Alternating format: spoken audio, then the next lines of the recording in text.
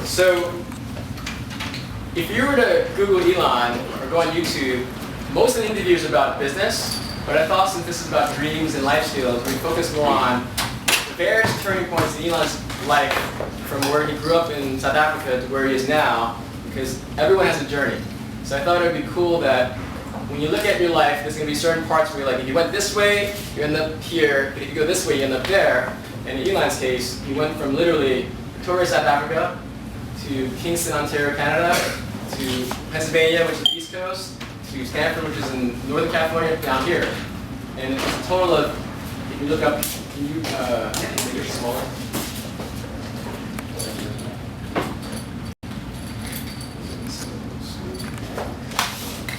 So if you look on the map, Elon, and correct me if this is correct, so Victoria, South Africa is here, northeast part of South Africa. Then B is where he's in Canada, C was where he went to school, and then D, another school, and then finally E is where he is now. But if you add up all the amount of times that he came somewhere, it was 11,786 miles. And so when you look at your life, wherever you are, think about the fact that maybe you're where you started your first 5 or 10 or 15 years. Maybe you're where you are with your high school, but the point is, Elon had a journey, got to where he was. So I was going to talk to you specifically about 3 things. How important the place was that you grew up, the people that you were around, that you were surrounded with, and lastly, like, is the purpose that you have the reason why you found and saw the people that you surrounded yourself with? So the first question I want to ask you is just like South Africa. Right. Do you know that Nelson Mandela is from South Africa? So he's like one of the most amazing leaders in the world. Charlize Theron is from South Africa. Dr. Patterson Chong, who's like a revolutionary doctor. Why do you think South Africa, and you're obviously from South Africa, so what do you think about the culture and the people there make it a place where you have all these visionaries that grow up there? I think there's great visionaries from almost any country. I mean, certainly there's some great people like right now that came from South Africa. I don't know. I'm not sure. There's certainly an eclectic mix of people in South Africa. Sort of a wide range of cultures, and I think some of those interactions are pretty helpful to come up with new ideas. I think that the United States also has a great mixture of cultures, and there's a lot of incredible people that they come from here. In fact, more amazing people come from the United States than probably anywhere else in the world. And the reason I wanted to come here was because like the forefront of technology is in the U.S. Not like technology, so it's not the right place to go. And what about the people you surround yourself with, like your mom, your brother, your sister, your cousins? I mean, what kind of an impact did they give to you? Because you might have a dream, but you still need the people around you to either support or discourage you from your dreams. So did you have a very supportive family? I don't think they were unsupportive, but I can't say they were particularly supportive. My father was quite uncomfortable. I got beaten up a lot at school. So. Really? Yeah, it sucks. For what? For no good reason, I think. But, I read a lot of books, and I was for long up until 10th grade, I was pretty much the smallest kid in my class. And then I kind of sort of grew after that. But I mean, I think part of it was like my own fault for being like a bit of a smartass sometimes. But being sort of a small, bookish smartass is a recipe for disaster. And South is very violent, and violence is like nothing. So what would you suggest to our students though? Let's say they've been bullied, maybe their mom or dad aren't supportive, and like you, I was the shortest kid in my class till 10th grade. Right. They always got bullied. So Yeah. what would you suggest, like how did you deal with that when you were a kid? Mostly I ran.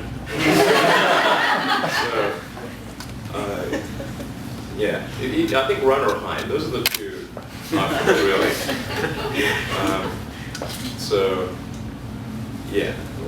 Hide in classrooms during recess.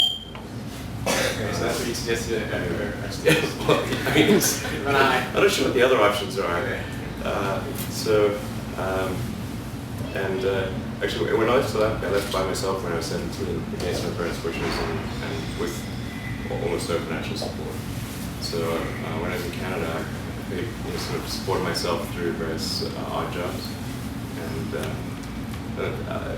managed to get a student loan and go through college, but I paid for my own college.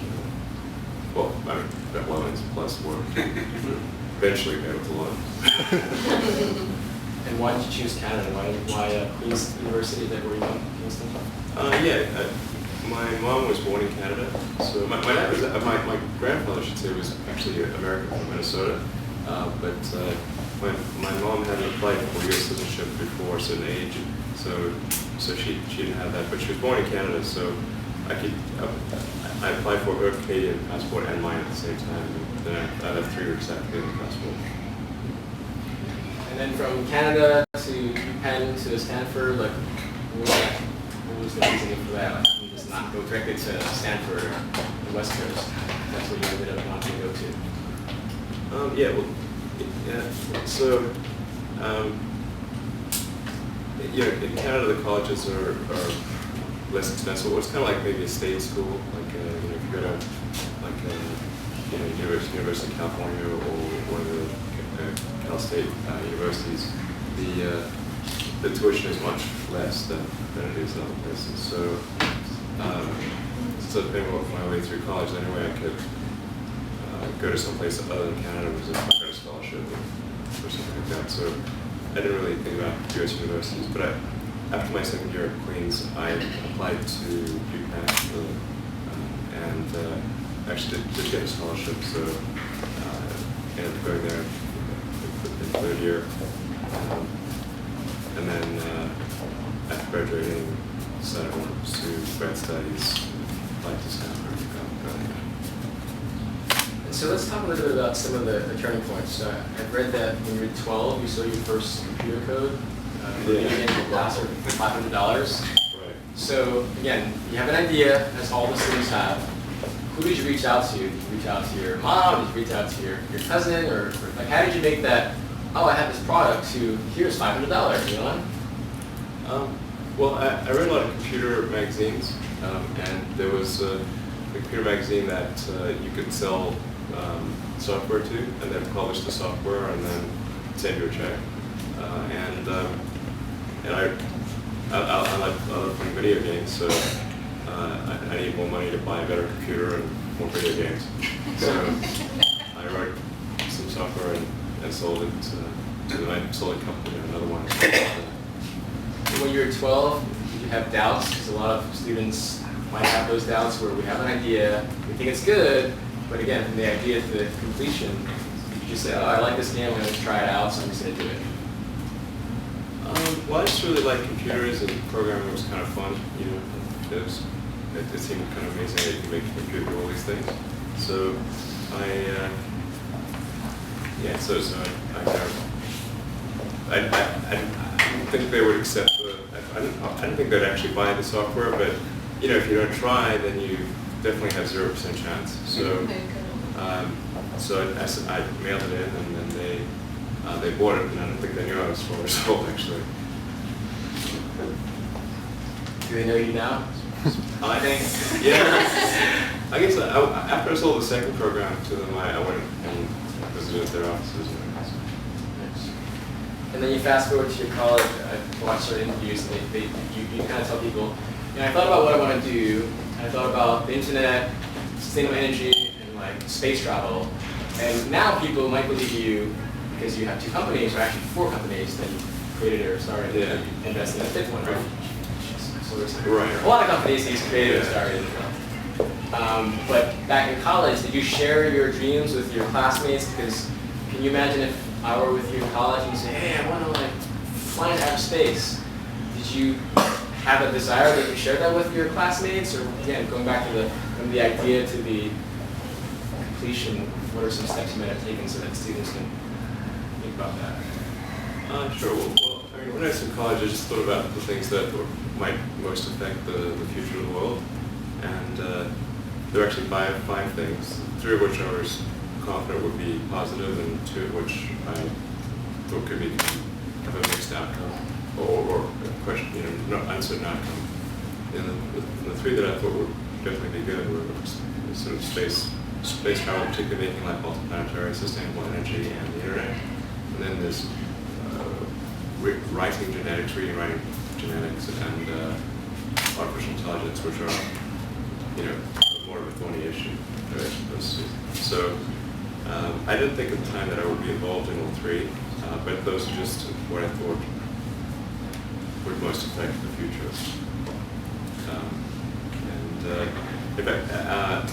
At first, I didn't. It's not as though I expected to start a company. I actually just applied for a job at Netscape, which was the only internet company in '95.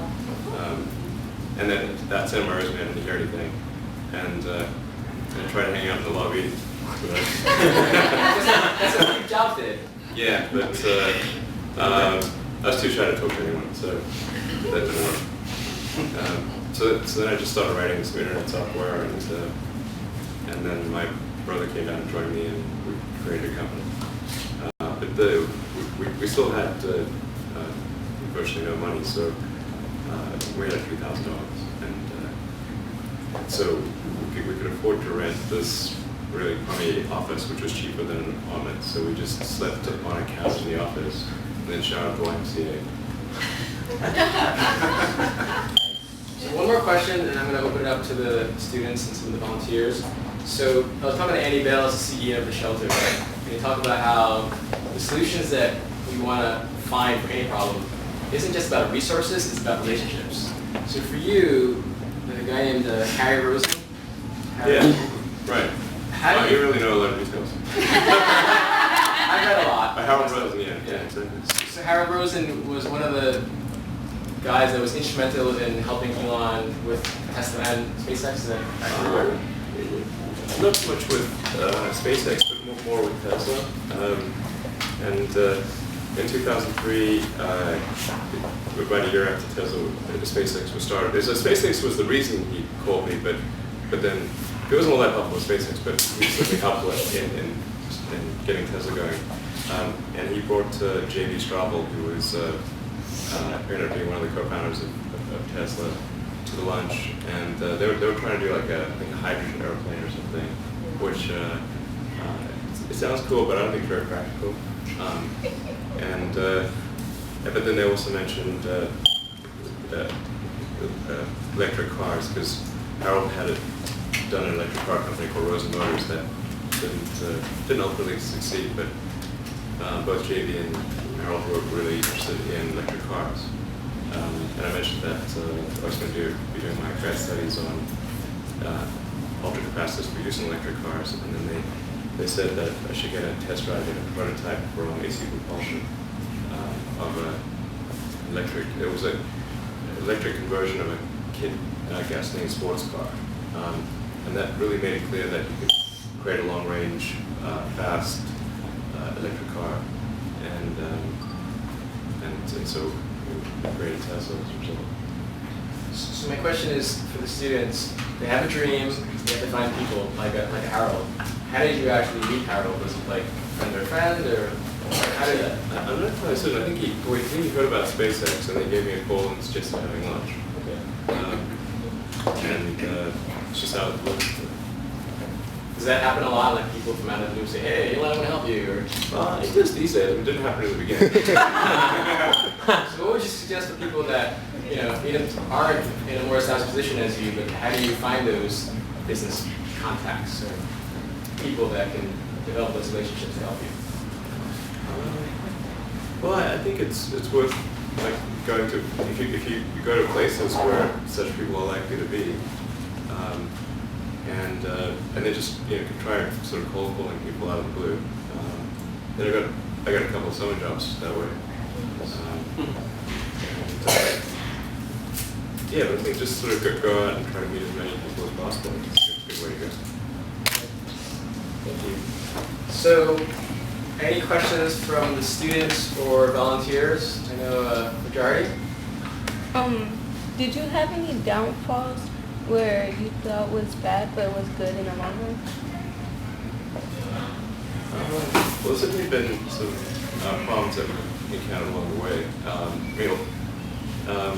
All my companies at one point or another came close to failing, so it's very close.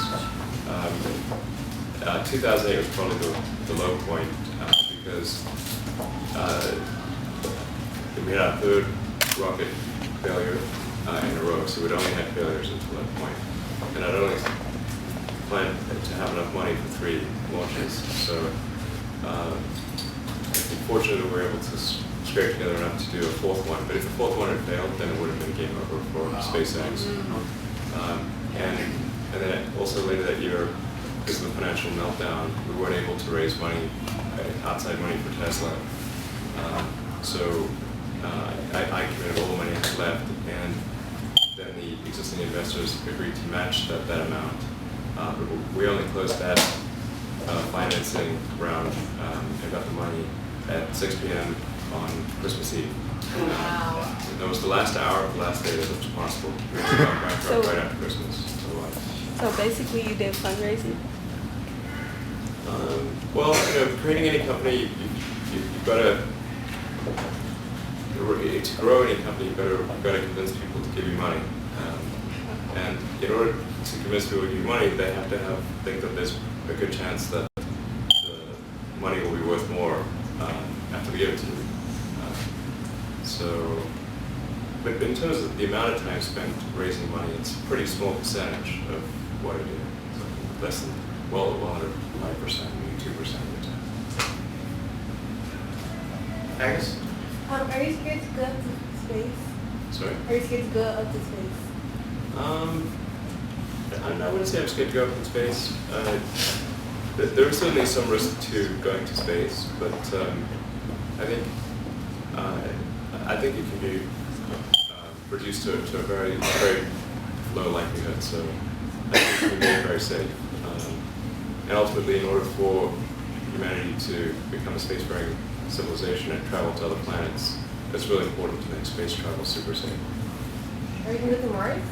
I'd like to, yeah. Are you going to send animals up there first? No, I think probably not. I mean, I think it's no, because I'm not sure who would take care of them. Do you have any pets? Yeah, Labrador and a border collie. He has 5 kids too. Nice. You already asked 2 majorities. Anyone else have any questions? Bonnie? Hi. You said that initially you were very shy and to approach people, and then you got to a point where you know where to go and who you need to talk to. How did you get from that point of being like an introvert and a shy person to, meeting all these important people and pushing your idea and, being at the right place at the right time? How did you make that transition? I just forced myself to do it, even though it was mentally very painful. So who was the first important person that you met with? Most important person. Well, it depends on how important. I suppose well, the first really important person I met was this guy by the name of Peter Nicholson, who was this is when I was in Canada and I was trying to get a summer job, and I read this article in the newspaper about this guy, and he seemed really smart, and so I just actually I couldn't get to him directly, but then I called the newspaper and asked to talk to the writer, and then I met with the writer, and then the writer connected me with Peter Nicholson. He was the head of strategy for the Bank of Nova Scotia, which is one of the largest banks in Canada. And he later became the chief economic advisor to the Prime Minister. So he's a really smart guy. And I had lunch with him, and then I said, well, if there's any chance of a summer internship, that would be great. And he actually ended up giving me a job working for him for that. So. Wow, that's awesome. Thank you for sharing. 2 more questions. Any? Yes. Yes, how did you make the parcel? The Tesla car. Yeah. And you essentially used the body and chassis, remove the gasoline powertrain, and put in an electric powertrain. And then actually there were 2 elements to it. So there was that, and then the other part was that we would license a bunch of technology for AC propulsion for the powertrain. Now both of those premises turned out to be pretty stupid, because it actually ended up costing us way more to convert the a frame that was designed for a gasoline car to electric than if we just designed something from scratch. But we still had a lot of the downsides of the car that we used as a base platform, which was the lowest lease. And then in terms of licensing the technology for AC propulsion, it turned out that none of it was really producible. Like, it was really difficult to manufacture and required a lot of hand work. So we had to redesign all the powertrain technology. So yeah, but on the other hand, if we knew we had to do everything from scratch, then maybe we wouldn't have started the company. So even though it was a mistake, it might have been a good mistake. So, one more question? What's that? So one more question, and then one more. Couple pictures. Okay, actually, we can go a little late. Okay. Oh, is that on time? Or? It's like 3 minutes slow. Oh, okay. Probably 2 more? Yeah, sure. And then we take a picture. Sure. What is your question? Did you find any planets with life? Sorry, any plans for flying?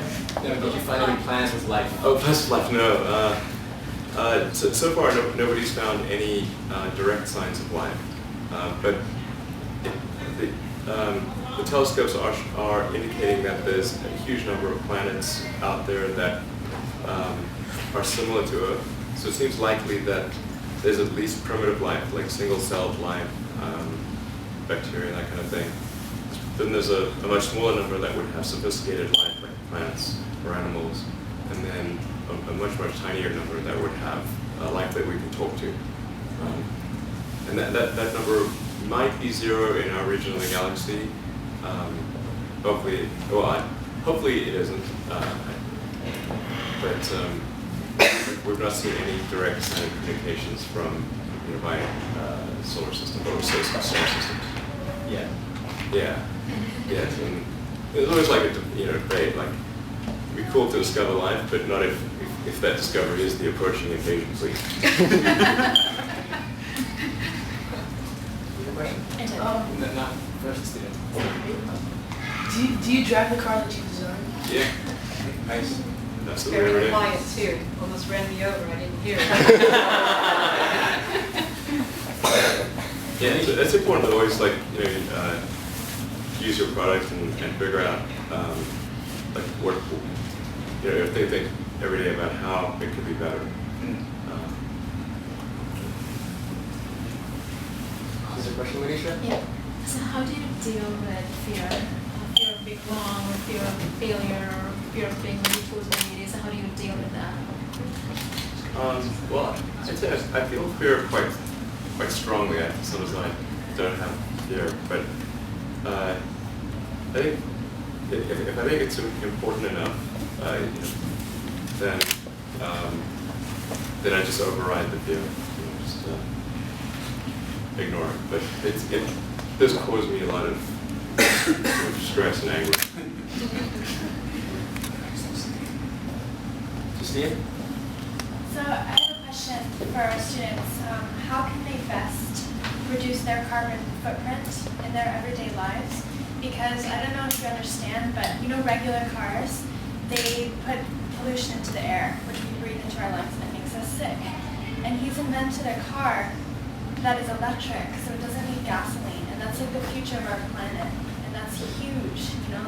So how can our students be aware of their environment and decrease their carbon footprint on a regular basis? Sure. Well, I guess that your carbon footprint is not huge. Right? So unless you're driving like a big car, a gasoline car or something, but so certainly vehicles are a huge source of carbon. Electricity is still a significant source of carbon. That's why we need to have sustainable electricity production as well as electric cars. So obviously, you know, to the degree that you can minimize your use of electricity, that would reduce your carbon footprint. Yeah, I think that's probably the main thing. I suppose you can also be like a vegetarian, like, you know, yeah. She's vegan, actually. Yeah. Are you vegetarian? I am not vegetarian. I've tried being vegetarian, I've tried being vegan, but you know, I can do it. Okay, so one last question, then I'm going to take a picture. If electric cars are the future, then when we be using too much electricity? Well, so it's important to reduce the electricity in a way that doesn't put carbon in the atmosphere, and that's where solar power is really helpful. So Solar City, well, we haven't talked about Solar City very much, but that's one of my companies that uses solar panels to create electricity, so it doesn't produce any carbon. Great. Let's thank Elon for coming.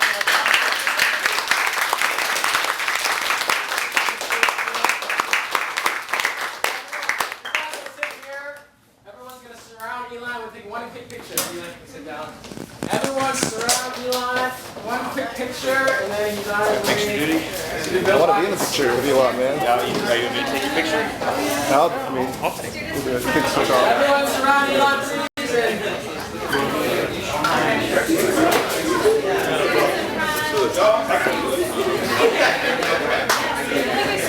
One quick picture. All right, everybody look at this camera right here. Everyone look at Steve's camera. Right there. Make sure you can see the camera so your face is Good. Okay, I mean. Yeah. Again. Sorry. Exactly. Look that way. Yeah, the count of three, we're going to say Tesla, okay? On the count of three, we're going to say Tesla. 1, 2, 3. Tesla! Next one, we're going to say SpaceX, okay? All right. Count of three. 1, 2, 3. SpaceX! I'm going to give Solar Cities some love too, so count of three, Solar City, ready? 1, 2, 3. Solar City! All right. All right. Okay, 5 minute break. I'm going to walk you down to his car, and then we're going to start the second part with Andreas. So 5 minute break. Getting nice to meet you.